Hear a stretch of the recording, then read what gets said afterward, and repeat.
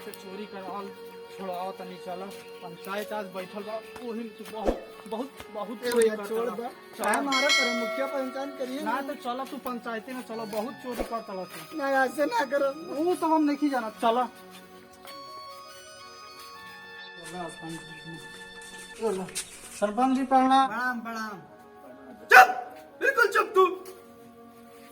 सरपंच हाँ तो झुंझुलाल का मामला बता खुल के बतावा। सरपंच जी, ई टेंगरा आज राती खन हमरा घर में धन चुरावे आई रहल है के कड़ी से कड़ी सजा दी। झुंझुलाल को छोड़ा तू। जी सरपंच जी।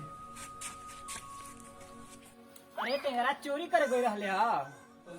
ना पंच जी चोरी करे ना गई लानी है।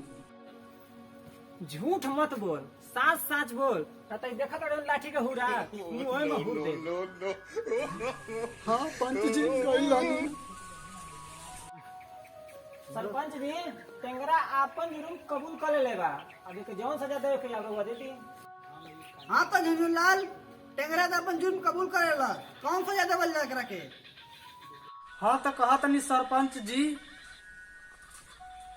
एक 2 गो बियाह कर दिहल जाए। ना सरपंच जी ये सजा हमके ना दी, चाहे हमके फांसी पे चढ़ा दी, चाहे आरी से कटवा दी, लेकिन ये सजा हमरा के ना दी सरपंच जी। काहे रे टेंगरा काहे? तोरा तो खुश होके चाहिए कि तोर 2 गो बियाह होता है। ना पंच जी ना, दूध के चक्कर में तो हम पकड़ाइल बानी ना, दूध शादी ना करा। कार्य कैसे पकड़ा गईले हा? तो सुनी पंच जी, राती के 10 बजे झुनझुन काका घर चोरी करे गई नहीं।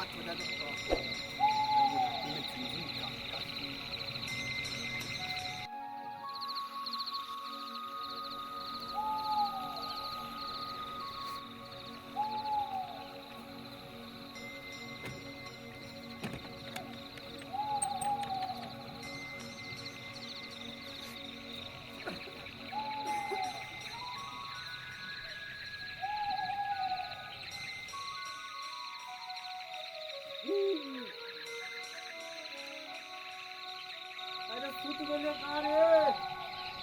खाना उन्हें ले आओ, खाई।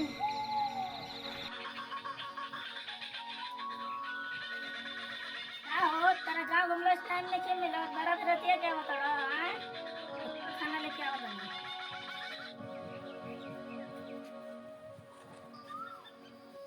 ला ला नाक भर ला, अरे घूमला से पेट तो भरत नहीं के।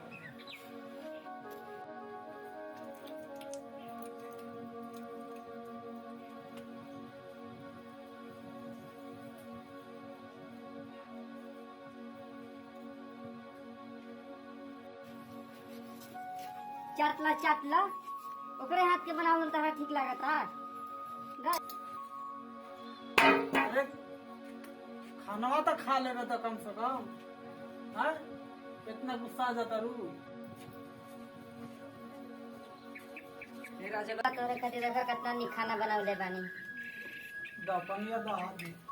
तू तो फेंकिए देलू, ना खा देलू। एक इतने की मेरा लेके आइल बड़ा है, ये निक लागता। ना खा देलू सही से। हाँ भूख लगल बा कब से, तू नहीं तू खा दे। लो तुम लोग खा लो। अरे यार जगह हमारा धुआं काहे तकली है रे? अरे हमारे सीने को मत ना काहे तकली है? अबे आप लोग साथ निकला के उतार दे। आओ उतारो ना भुनिया उतार आओ। जकरा घरे 2 गो मेहरारू रहिया सन, ओकरा घरे चोरी करे आज से हम ना जाई। आज के रात हमार पूरा खराब हो गई, का बताई। अरे तहनी के दोनों ना चुप रहबू सा। अबे हम चल जेब ढोढ़वा घरे, अबे हम सुत जेब वही जा।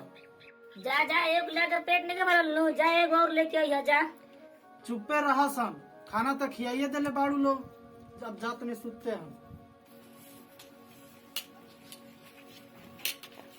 जा जा सवतिया लगे सुत रहिया। कहाँ चल देला हो? चलो है ना तो ठीक ना है जान लिया। अरे बेटी ओने कहाँ ले रे? अरे अरे ओने कहाँ? तेरे चल बहन ना है ना तेरे में। अरे अरे अरे छोड़ा से रे मार के लीजिए। अरे छोड़ अरे अरे आज लागत झुनझुन के मुआई के दम लिहा से दोनों मेहरारू करम जली छोड़ दो सरे। छोड़ मुआदे दूसरी कर। छोड़ रे मुझे छोड़। अरे ना छोड़ रे तू ही छोड़ रे छोड़। मार दे लूसन दे छोड़ छोड़। अगर तो ऐसे ना खिंचाई। छोड़ अरे तो लड़ने पकड़ के खिंचाई। छोड़ छोड़ मत अरे छोड़ रे अरे छोड़ अरे छोड़ रे अरे छोड़ अरे छोड़ रे अरे छोड़ छोड़ अरे छोड़